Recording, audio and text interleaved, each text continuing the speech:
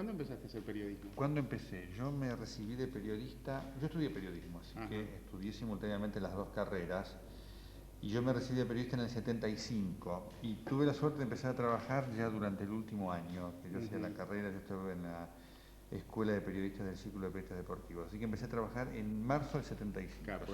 25 años. Ajá. ¿Y la profesión la ejerciste alguna vez? La profesión médica, sí, yo me recibí de médico en el 80 y la ejercí simultáneamente hasta el 94, hasta marzo del 94. ¿Y se puede trabajar de periodista y de médico? ¿No es muy loco? Mira, es buena la pregunta. Yo diría que hasta ahí más o menos sí, ¿no?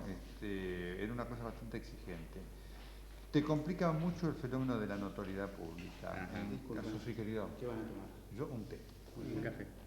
La notoriedad pública, en el caso de las profesiones, es una profesión tan atada a lo carismático como es lo médico, te devora. En mi caso, después del famoso episodio de la carótida de Menem, que era un tema además de mi especialidad, que yo tuve que ir a explicarlo a aquel famoso programa de Grondona donde llama a Dualde para decirle agradezco mucho que usted explique porque ahora sé lo que le pasa al presidente.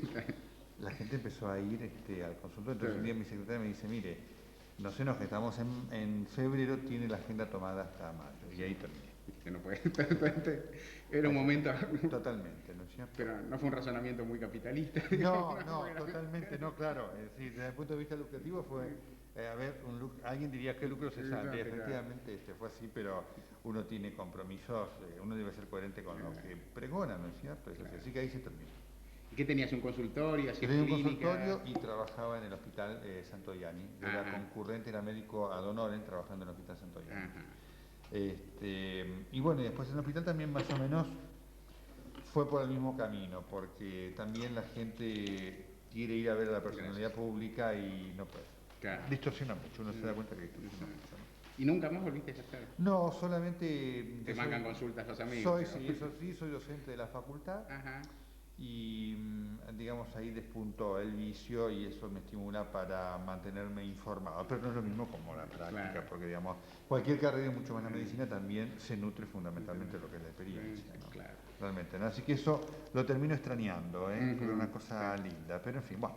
Pero son opciones, ¿no? En algún momento son opciones. Uno tiene que hacerla, porque no puedes hacer una cosa bien y una cosa mal, hay cosas que uno tiene que hacer todo bien y hay cosas que además que no te dan ninguna chance de hacer algo mal, ¿no es cierto? Seguro. Un paciente que vos no atendés, no podés. Y en esta tarea nuestra que nosotros tenemos tampoco podés hoy un día decir, hoy estoy medio dormido, voy a escribir una cosa. No podés porque ese día tenés que estar con la neurona atenta todo el momento, ¿no? ¿Gráfica, televisión o radio? ¿Hiciste todo? Hice todas. La radio es la más fuerte. Me gustan todas, por supuesto que de todas maneras la radio tiene ese sentido de la inmediatez en la cual cuando te formás con eso lo vivís todos los días, ¿no? La gráfica te exige otra reflexión y tiene otra necesidad de enfoque que es fantástica, y la televisión yo la hago, pero digamos, todavía no he llegado, lo que hago me gustaría hacer algunas otras cosas y todavía no se han dado las oportunidades para hacerlas, entonces cosas que me ofrecieron he dicho muchos no es. Realmente, ¿no? La televisión lo que te da es esa cosa mágica que cuando puedes estar 10 años en radio y estás por ahí 30 segundos en televisión y cambiaste de escala en el nivel de conocimiento público. Digamos. Como siempre digo, hay que tener cuidado porque el conocimiento público puede ser para bien o para mal. Es decir, por supuesto te da conocimiento público, ahora haces algo malo y demás y ese es un mal conocimiento público, ¿no? Para los que queremos hacer algo bueno. Entonces yo tengo algunas ideas para hacer en televisión que creo que son las que exige hoy el mercado periodístico y la realidad periodística y en fin, eso implica costos de producción y demás, que en la radio es mucho más accesible, todo, es decir, para hacer lo equivalente y permitir algo de la industria, con la radio el costo es 100 veces menor, ¿no? Entonces esa es la idea que yo tengo en televisión y en algún momento se dará, y si no se da, prefiero no hacer nada, hacer algo malo, ¿no? ¿Qué virtudes tiene la radio hoy en la Argentina, la radio cotidiana, sobre todo la radio matutina, ¿no? Que es tan distinta a la tarde? Totalmente, es muy cierto lo que voy a decir. Yo creo que hoy por hoy es el medio más horizontalizador, no quiero decir más democrático, más horizontalizador de la comunicación, Porque el diario no te lo da, vos escribiste, tenés la columna de lectores que te responderán y demás, y la televisión tampoco. La radio tiene eso de que a través de la participación del oyente, hoy ha dado un ida y vuelta, que es fantástico. Y es fantástico para los que trabajamos en esto ver el cambio. Yo me acuerdo cuando yo empecé a trabajar, a hacer mi primer programa de interés general por fuera de lo deportivo, que fue en el 83, porque además en el 83 yo hice deportes, porque además tampoco se pueden hacer muchas cosas en libertad. La gente te llamaba a la radio en esos primeros años diciendo, mire, quiero quejarme porque, o quiero decir que no estoy de acuerdo contigo, pero no se moleste, si puede, si no, discúlpeme, la verdad que si lo molesto no le diga nada. O la gente dice, no, quiero que esté en desacuerdo con que lo dice y exige muy bien que esté presente. Es un cambio fantástico. La gente, esta cosa de Rosa de Palermo que llama, qué sé yo, ¿existe en muchos otros países? ¿Vos conocés algo Mira, de eso? es muy interesante. Sí, existe. Tal vez no con la fuerza que existe hoy aquí en la Argentina, lo cual es fantástico, es una de las cosas para sentirnos bien y la gente lo ve, pero existe, digamos, en la radio americana, lo que existe es la conversación con el oyente. Claro. Eso está perfectamente hecho, aun cuando ahí trabajan con alguna protección distinta a la que nosotros tenemos. Ahí trabajan con los 30 segundos. Ajá. Es decir, el diálogo que vos estás teniendo va a salir dentro de 30 segundos. Con lo cual, si alguien quiere cortar o algo, tiene esa chance. ¿Correcto? Sobre todo con algún insulto o algo, si lo quiere cortar, lo tiene. Acá no, acá trabajamos. Acá todos salen al aire, ¿no? Y me pone muy contento que podamos. Ahora, la gente... Digo, hay dos cosas a mí que siempre me llaman la atención. Uno, el tema que alguien sabrá explorar, que es de que la gente se identifica con su nombre y su barrio, o su ciudad, que me parece fascinante, ¿no? Fulano de Chipoleti, ¿no? Soy Rosa de Susana de Lavallole, es llamativo. La otra es que la gente rara vez, la gente por ahí a veces es descortés o es agresiva, pero se fija algún tope, ¿no? O sea, porque digo, entrada libre a la radio y dice, bueno, llama a cualquiera y dice cualquier cosa, y no dicen tantas cualquiera cosas, digamos. O sea, en realidad se manejan, inclusive son bastante, ¿cómo decirlo? Son bastante respetuosos del registro del programa en que están. O sea, con vos hablan un poco parecido a vos, los que le hablan a Pergolini hablan como Pergolini, los que entran por televisión con Grondona, cuando Grondona hace algo parecido a radio, hablan como Mariano, ¿no? Es decir, ¿cómo es? Es una identificación muy fuerte, lo que vos decís es verdad. Nosotros detectamos dos cosas, mira. Primero porque obviamente, ¿no? En el Susana de Lavallole uno dice, bueno, se puede esconder Luis de Berazategui. En general, en nuestra experiencia, el porcentaje es muy bajo. La gente no macanea. La gente no macanea, porque tiene necesidad, porque vos ves que la gente ha tomado el medio como elemento de participación, que es una necesidad de la gente, es muy interesante. Eso, ¿no? Por eso cuando te dicen estos que aparecen en las campañas del call center, es muy difícil eso. Primer punto. Y el segundo punto es verdad, la gente está identificada con lo que escucha. Por eso además la radio tiene un elemento muy interesante que es la segmentación. Fantástico. A ninguno de nosotros nos escucha todo el mundo, y eso es bárbaro. Hay mercado para todos. Es una cosa que no tiene la televisión, que no la ha llegado a dar. Entonces vos te encontrás con todo y obviamente entonces el perfil es mucho más específico. El perfil de Rocampo es este, el de Miguel es el otro, el de Magdalena es otro, el de Biasati es otro, hasta el de Haddad es otro, todo. ¿Te das cuenta? Es una cosa muy interesante sociológicamente que no la da la televisión. Y eso también permite en algún sentido que tengas más diálogo, porque vos hablas con tus padres, con los que pensás parecido. Es decir, por ahí es menos espectacular, porque no te insultás, no te gritas, pero intercambias más. Totalmente. De todas maneras, a lo que nos pasa, y eso ya después tiene que ver con también el nivel cultural, el nivel de la gente que te escucha. A mí me pasa mucho de la audiencia crítica. Y está pasando mucho ahora, ¿no? Que nosotros lo teníamos previsto, ¿no? Con el cambio de gobierno, los oyentes que vos lo venís más o menos palpando, ¿no? Y lo que hasta el 10 de diciembre yo te diría que por 10 opiniones, 2 podían ser de puntos de vista diferentes a lo mío y 8 similares. Hoy es 5 a 5, es muy interesante. ¿Y eso que va acusado a decirte no sos suficientemente duro con el gobierno? Bueno, no, eso te marca que, es decir, ha habido una confusión a la cual estábamos expuestos los periodistas que trabajamos, y les pasará a ustedes también, Mario, a los que trabajamos independientemente. Fue tan fuerte la presencia del periodismo ante una debilidad institucional todavía, que la gente creyó que nosotros éramos opositores. No, y el gobierno lo instituyó así, porque lo utilizó, porque era una estructura que le molestaba. Hoy la gente está viendo que era independiente, entonces mucha gente dice, dice, yo no lo reconozco. Dice, ¿cómo lo va a criticar a Storani porque el otro día dio una pala y más y no vio que son distintos? Le digo, mire, no, pasó esto. Que después, digamos, los echaron, está bien, pero hubo un hecho similar al que pasó de la otra vez. Ese es un choque muy fuerte para la gente que si uno no lo prevé, y nosotros lo preveíamos, te puede hacer confundir, porque entonces vos también tenés que salir a ser el personaje que ellos quieren. Si no te entras como los políticos que dicen, a ver, que dice la encuesta quiere que los mate a todos, no. Uno tiene que estar muy alerta para salir de esos microclimas. Por eso yo siempre presto mucha atención a las conductas críticas de la gente y a qué es lo que critica, y nosotros lo vamos viendo, este comportamiento. El menemismo estableció una relación con el periodismo que era muy brutal y que facilitaba, me parece, que yo creo que estaba teatralizada fantásticamente en la presencia de Corach a la mañana en su casa. Entonces el gobierno salía, le gritaba a los mobileros le gritaban a él, nadie escuchaba a nadie, nadie le creía nada a nadie, no había ningún intercambio, nada, y a la vez eso generaba, así funcionaba en tramos más largos el gobierno con el periodismo. O sea, era una relación de total enfrentamiento, no había intercambio de información y era como una relativa posición de trinchera que creo que por otra parte lo que pasa en el menemismo, fue muy largo, se fue agravando largamente con el tiempo, el segundo gobierno fue mucho más brutal, ¿no? Ahora, entonces acá ahora hay un gobierno en el cual los funcionarios por ahí dialogan, es decir, uno se encuentra en una situación inclusive, como diría, hasta corporalmente distinta, porque uno obviamente, con Storani dialoga distinto que con Corach. Totalmente, no hay duda. Entonces, ahora, eso no te puede llevar ni a un nivel ni de perdonar, ni de perdonarlo, ni de creer que vos le tenés que, lo tenés que tratar bien porque él es cortés o educado, cosa que en el fondo debe ser. Debe ser. Claro. Es muy interesante lo que vos decís por dos cosas. Vos sabés que nosotros, como vimos lo de Corach, que yo siempre recuerdo, lo de Corach es muy interesante para escribir. Porque lo de Corach nació como un desafío a la impunidad por el asesinato de Cabezas. Claro. Lo de Corach, los movileros dijeron, vamos a venir acá todos los días hasta que se esclarezca el caso Cabezas. ¿No es cierto? Y terminó siendo cualquier cosa. Por eso nosotros, yo decidí no mandar más eso acá.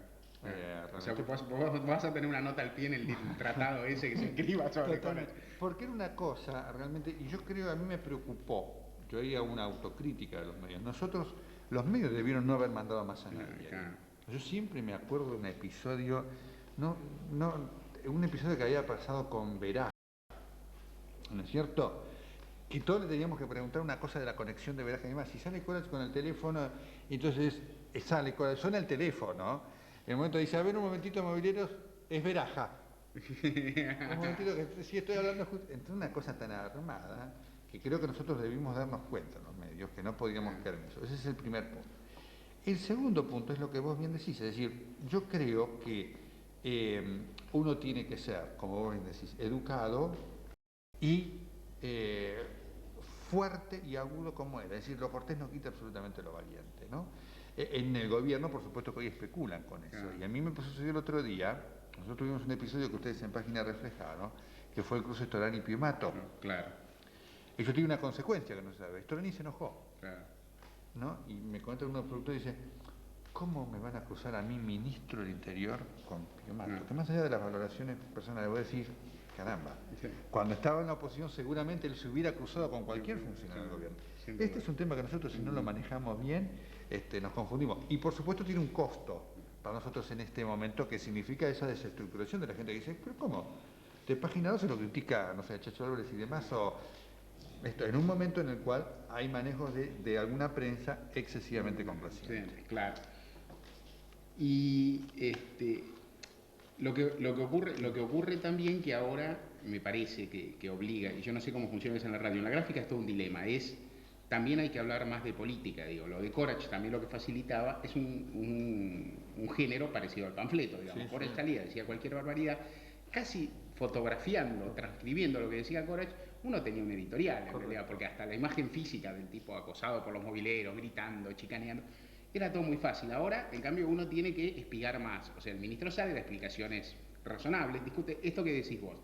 El ministro sale, da algunas explicaciones, discute con Piumato. Entonces, bueno, está todo bien. Después por abajo el ministro es un poquito ministro, ¿no? Entonces funciona como funciona el poder. Eso no aparece. Y ahí uno tiene que manejar un equilibrio más delicado, digamos. Totalmente, Mario. Uno tiene además que hacer un verdadero esfuerzo porque el efecto afectivo, que por supuesto cuesta, para nosotros como periodistas, para la gente, un individuo como Corach es un bocato de cardenal, un individuo que tiene todos los flancos para que uno se erija en el fiscal y le des de todas maneras, porque no dejaba una sin hacer. Hasta es antipático. Totalmente, exactamente. Da el physique du rôle perfecto. Yo digo siempre que Jorge Yoma tiene un costado encantador, digamos, tiene un costado chicanero. Totalmente. Por ahí tiene la misma posición, pero es más seductor Corach. Es frontal. Totalmente. Vos lo odiás, le tenés bronca a los 30 segundos empezar a hablar con él. Y él le encanta que así sea. Trabaja de eso. Trabaja de eso. Acá es distinto. Eso entonces exige de nosotros todo un fenómeno de mucha disciplina para no confundirnos y para no bajar, digamos, la actitud crítica ante lo que debe ser criticable, ¿no es cierto? Es decir, si el gobierno dijo que iba a bajar los impuestos y ahora lo sube, hay que recordarle de la Rúa. Mire, usted dijo esto. ¿No? Bueno, sí, porque la verdad que porque el país, bueno, no importa. Usted dijo esto, como yo le decía a Machinea, nadie se va a creer que ustedes no sabían nada de lo que pasaba, porque si no eran unos ineptos. Entonces, un momento con esto, realmente. O cuando el gobierno te dice, estamos creciendo 3%, vos decís, no, un momento, no estamos creciendo, está así, y demás. Y a mucha gente se le hace difícil. El otro día, el spot televisivo de la Rúa, que es terrible, de la Rúa dice, yo voy a meter preso a la gente. Vos tenés que decirle, no, le voy a meter preso a la justicia. Claro. Entonces cuando vos le decís eso, yo lo voy siguiendo. Si se lo decía a Menem, qué bárbaro, qué bien claro, porque ese presidente que no respeta las instituciones y demás. Se lo decís a De la Rúa y algunos mensajes eran, no, por favor, Nelson, es una metáfora, usted está descalificando al presidente, no le creen nada. Esto es lo que está ocurriendo, es muy interesante. Hablando un poco de autocrítica y eso, ¿cómo ves otro fenómeno de la radio, ¿no? Los mobileros, ¿no? La presencia movilera, ¿cómo la ves vos como aporte, como crítica? ¿Cómo la describirías? Digamos, yo tengo una visión crítica que significa, tiene cosas, lo crítico significa observar las cosas positivas y las cosas negativas. Los mobileros han constituido un aporte muy importante. Hoy para nuestro trabajo son los ojos tuyos. Lo que pasa es que el movilero necesita una adecuada direccionalidad. Es lo mismo que vos, un cronista tuyo de página, es decir, vos lo vas a enviar para hacer determinadas cosas, ¿no es cierto? En ese aspecto los diarios funcionan mejor que la radio, porque vos tenés tu cronista parlamentario. En general tenés, claro, a diferencia de un movilero, los cronistas, se supone, tienen un grado de especialidad. Claro, y entonces, en general lo tienen. Obvio. Y si no lo tienen es un problema, con el movilero no es igual. Exactamente, entonces el movilero está llevado de acá a todo. Entonces es un verdadero problema, porque además hay una presión de que el movilero termine generando la cosa impactante. Entonces, hoy los chicos funcionan, y yo no los critico ellos porque en definitiva son producto de algo que está pasando atrás, para hacer las cosas reales. Hoy está este concepto que a veces se habla de la patria mobiliera. Los chicos trabajan corporativamente, entonces vos preguntás esto y yo pregunto esto, entonces no se escuchan, porque cada cual tiene que hacer su pregunta que sabe que va a tener lugar, el otro se la va a dejar. Entonces, claro, termina siendo, el caso de Corach es otro muy buen ejemplo. Para el entrevistado es un lugar comodísimo, porque vos no tenés la repregunta. Yo, como el entrevistado sabe eso, porque esta gente se dedica a saber eso, entonces dicen, bueno, miren, yo tengo acá 20 personas que todos tienen una pregunta, con lo cual yo puedo contestar cualquier cosa que no va a haber repregunta. Claro. Entonces, esto funciona mal, pero yo creo que antes de echar la culpa a ellos tenemos que ver qué pasa adentro. Y la radio en este aspecto tiene una endeblez estructural muy fuerte. La radio, paradójicamente, que tiene esta fuerza en la gente, desde el punto de vista de la presencia en lo que es el aspecto económico de los medios, es el menos considerado. Y esto genera un fenómeno de falta de elementos muy importante que lleva a estos los mobileros que tiene excesos, muchas veces que son peligrosos. Que tiene, y tiene aparte, hay una cosa, es interesante esto que vos dijiste respecto del funcionario, del político que conoce bien. Hubo algunos ejemplos, Corach era un ejemplo. María Julia Alzogaray tuvo un par de casos de que afrontó conferencia de prensa que estaba en situaciones pésimas, digamos, desde el punto de vista de la situación en que estaba, de los líos que había hecho, de los errores que había cometido, y las conferencias las sacaba con sutileza precisamente por esto que vos decís, por no haber repregunta, por no haber ningún conocimiento del que entrevista. Y a la vez, la otra es que le dan un nivel de excitación y de sal, ¿no? Total. ¿No? Es decir, tiene una cosa, y se han transformado como en personajes públicos. Totalmente, ¿no? lo son. Por eso es muy importante señalarlo, y como yo siempre les digo, es importante para las carreras de ellos. Les digo, porque si no se van a terminar quedando en ese aspecto de la vida, que es un aspecto muy elemental. Y a veces, en esa excitación, están expuestos a que los operen, que es muy peligroso. Entonces, como el movilero está sometido a 50.000 cosas, no tiene capacidad de chequeo, la tiene muy disminuida. Claro. Entonces pierde el ejercicio periodístico. A mí a veces me pasaba que el movilero, venís vos, le decís algo y lo toma como una fuente. Bueno, no, es una fuente, tenés que hacer el chequeo por lo menos doble. Si no tenés 3, por lo menos tenés que tener 2 distintas. Esto lo han olvidado y muchas veces entonces terminan siendo voceros de que vengo yo y les cuento tal cosa. Y te lo tiran. Y quedan en offside. A mí me pasó que con alguno decirle, mira, quedaste en offside, porque no chequeaste adecuadamente. Es decir, si fulano te tira algo, vos tenés que checarlo con algo, porque si no para fulano sos un vocero de fulano espectacular. Esto también pasa. ¿Tu relación con la dirigencia política, con la clase política, fuera de tu trabajo periodístico, cómo es? Nula. Nula. Yo tengo una norma, que por supuesto es discutible como todas las normas, ¿no? Pero yo la aprendí. Mi carrera tuvo un cambio, pero eso puede venir. Yo cuando empecé, decidí que iba a ser el periodismo político, que era el que siempre gustaba, sentí que me tenía que preparar. Por eso me parece muy bueno esto que estás haciendo vos con los chicos enseñando, ¿no? Y los chicos aprendiendo en esta dificilísima tarea que es aprender el periodismo, ¿no? Por lo tanto, yo apliqué para una beca a Estados Unidos y tuve la suerte de ganarla y me fui a hacer un año de un máster de periodismo político en el Instituto Mundial de Prensa, que fue estupendo porque junto con tener 3 cursos, uno en Harvard, otro en Chicago, otro en Minnesota, tuvo experiencias prácticas, que es lo que así se debe enseñar el periodismo. Bueno, en una de esas tantas tuve contacto, estuve trabajando como interno yo con Ted Koppel, este gran periodista de la ABC. Y entonces, una de las cosas que surgió fue cómo era el manejo de la fuente. Y él me dijo que tenía una forma de trabajar similar también a la que solía tener, o la que tiene Jack Anderson, el otro gran periodista investigador. Y él me decía, mire, yo no tomo contacto con los políticos en virtud de lo que es el ritmo que nosotros tenemos. Dice, porque, dice, yo tengo que hacer reportajes. Si yo tuviera que escribir en un diario y demás, sí, porque allí no juega el factor emocional. En lo nuestro, en la radio y televisión, juega el factor emocional. Entonces él me decía, si yo, a él había pasado una vez, que había tenido que ir a ver a un, no sé si me comentó Franco, un dictador. Y dice, claro, dice, en el trato personal era encantador. Cada cosa que... Entonces después yo me encontré con que esa persona era un monstruo. Y me di cuenta ahí que el factor emocional había transformado lo que iba a ser. Fue una de las peores entrevistas que hice en mi vida. Me dice, había transformado mi entrevista. Por lo tanto, para nosotros, que no estamos haciendo el editorial, y entonces sí, el que trabaja en el diario, sí, porque vos vas chequeando información. Sí, aparte tenés que intercambiarla. Intercambiarla. Sí. Pero después vos escribís. Claro, sí. Y en el reportaje vos tenés el elemento tal. Yo, entonces, él me decía, mis productores toman contacto con la fuente. Por lo tanto, yo no voy a ninguna reunión, no visito ningún despacho, ni nada por el estilo. Y a lo mejor alguna vez he perdido alguna primicia. Lo que he ganado ha sido mucho más que esa circunstancial pérdida de primicia. Hay una cosa que dice que ocurre también entre los que corremos por ahí por los pasillos y buscamos información. El otro día me la decía muy bien Román Lesma. Al periodista lo seduce mucho la información. Totalmente. Uno se enamora del que Totalmente. le pasa. O sea, y Román es un ejemplo excelente, porque Román, que lo ha hecho y lo hace muy bien, él viene con toda la práctica del diario, entonces eso lo ha mantenido. Y Román es un chico no influenciales, pero para muchos otros es un pero es un riesgo, es un riesgo. Porque uno te pasa algo, es así. Sí. Una cosita ya, vamos a ir terminando. Una cosita te quería preguntar, también, es decir, ¿cómo ves el nivel? Vos has contado, bueno, vos sos un profesional universitario, estudiaste tu carrera en una época en que no era tan habitual. Como periodista, te especializaste un año. ¿Cómo ves el nivel de conocimiento del periodismo medio en la Argentina? ¿Y qué pensás a futuro de eso? Problemático.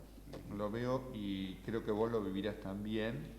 Yo vivo con mucha preocupación todo lo que está pasando con la enseñanza del periodismo en la Argentina, ¿no? Primero porque creo que hay una eclosión de la carrera como tal, como ocurre en todas partes del mundo, pero me parece desmedida. No sé cuál es la solución, digo, es un elemento. ¿no es cierto? En el cual, digamos, me preocupa decir, yo veo, por ejemplo, veo aquí a tus alumnos y digo, bueno, esta es una buena forma de enseñar periodismo. Sí, ¿no es no son exactamente mis alumnos. Bueno, los chicos que están acá estarán haciendo cosas, es decir, estos chicos cuando salgan de acá estarán preparados para enfrentar el mercado laboral, después tendrán trabajo, no tendrán, eso es otra cosa. Y de solo escuchar se enterarán de cosas. Me ha tocado ir a lugares caros inclusive, donde hay chicos que ni leen el diario. Lo veo yo con chicos jóvenes que salen de carreras de comunicación, ya sean locutores y demás, ¿no es cierto? Me pasó el año pasado, un grupo chico de productores de un canal tenían que hacer un trabajo para el 24 de marzo, no tenían ni idea de lo que había pasado. El otro día escucho a una locutora de una radio decir en no sé qué cosa del presidente Thomas Jefferson, o decir el ministro de Economía Radical Juan Zurrullo. Entonces esas cosas ocurren. A mí me preocupa mucho porque yo creo que el periodismo sin duda uno debe prepararse. Es una carrera muy difícil de enseñar, porque con el aula solamente no alcanza, porque vos tenés que ir a ver... Ahí chocas con el argumento de que no es teórico, pero... Sin duda, lo teórico forma... No. Claro, pero no es así. Lo que no es teórica es una parte de la actividad o algo que se aprende en el terreno, pero como exactamente, como en todas las profesiones. profesiones. Falta esta enseñanza de terreno, es decir, ¿cómo no va a hacer falta observar si los chicos escriben bien o no? No, claro. Que eso lleva... No se hace con una materia de 3 meses. ¿No es cierto? Es decir, yo a veces los cargaría a los chicos menos de materias a veces técnicas específicas y mucho más de materias, ¿no? Es decir, yo creo que alguien que estudia periodismo tiene que saber muy bien cómo escribir, tiene que saber hablar, tiene que tener, la lectura debe ser un elemento importante y por supuesto que debe conocer elementos de sociología, ¿no es cierto? Y culturales importantes y después tendrá su especialidad según... lo que haya. Pero me parece que hay que insistir mucho en esto, porque es muy importante, porque nosotros tenemos una función docente. También por eso a mí a veces, y yo lo respeto, y esto alguna vez lo discutimos con la Nata, así que lo cuento porque les he dicho, le digo, creo que nosotros tenemos una obligación de utilizar el lenguaje cuidadosamente, ¿no es cierto? Porque tenemos una oportunidad de hacer docencia, no para ignorar el lenguaje que está en la calle, ni para que no esté presente alguna vez, pero tenemos que preocuparnos un poquito más por no es necesario que todos hablen como el más brutal totalmente. O el más chabacano de las personas en la calle, o como uno mismo cuando está totalmente, ¿no? En el momento más distendido, ¿no? O sea, hay una cuestión ahí, hay una especie de reducción a la baja, digamos, ¿no? Del lenguaje. Yo no creo. Y cuando rebajas el lenguaje, como suele ocurrir, rebajas los conceptos. Bajas todo, ¿no? Claro. Entonces, una cosa es que circunstancialmente aparezca, porque a veces, claro, la verdad, lo coloquial y a veces la mala palabra, decís, ahí debió ir esa mala palabra, porque realmente es significativa. Pero vos después, en un contexto de un lenguaje bien utilizado, vos decís, tenía que ser esto así, ¿no es cierto? Y me parece que esto hay que decírselo a los chicos. Por lo tanto, ¿sabés qué me preocupa? Me preocupa que se los defraude a los chicos que vienen con tantas ilusiones. Es decir, como cuando yo digo esto, no lo digo para frenar ilusiones, sino para estimularlo y para que no lo defraudemos. Que yo le decía el otro día a un profesor, le decía, no vengo nunca más acá, porque si vos tenés alumnos de 5º año que no leen el diario, los han estado estafando. Claro, no funciona bien. ¿Te das cuenta? Y otra cosa que yo siempre digo a los chicos, una de las cosas que, por eso es importante este tipo de diálogo, estas cosas reales, se evalúa poco, es la aptitud psicológica. Vos sabés que una cosa que a mí me quedó mucho en Estados Unidos me decían, dice, mire, una cosa que se debe evaluar también del periodista para esta profesión es la aptitud psicológica. ¿Por qué? Porque vos podés estar muy bien preparado, podés tener el mejor lenguaje, la mejor técnica, pero vos te encontrás con el entrevistado X y hay que ver si después vos te animás a desarrollar lo que significa el periodista, que es una actitud confrontativa. ¿Estás preparado para eso? Y equilibrada a la vez, así no violenta. O sea, un límite entre... Porque tampoco... En esta época inclusive también hay una tendencia a transformar lo que es interés o inquisidor en desborde, en agresión, ¿no? Entonces es justamente una actitud de equilibrio, ¿no? Y eso no es fácil de lograr. No es fácil de lograr. Porque por ahí es más fácil gritar que dialogar arrinconando a uno, ¿no? O sea, en algún momento. Sobre todo en este momento que hay un poquito de poder del periodismo. Totalmente, realmente. Por eso, digamos, es todo un tema en la enseñanza del periodismo muy problemática, apasionante, y entonces en la República Argentina muy heterogénea. Bueno, creo que nos van que nos viene. ¿Terminamos ya? Nos viene, sí, tenemos que, ¿Sí? tenemos que pagar poco. Ah, sí. No, pero pago yo. Sí, pagamos, sí, bueno. paga, Qué bueno esto, ¿eh? Sí, tiene ticket, esto va para el GI, ¿no? Esta Por tiene favor, quiz. sí, tiene quiz y todo, ¿no? Esta tiene quiz. Y nos vamos yendo que así. Fantástico. Cerramos. Muy bien. Bueno, me quedo bueno. Suerte, muchachos, gracias.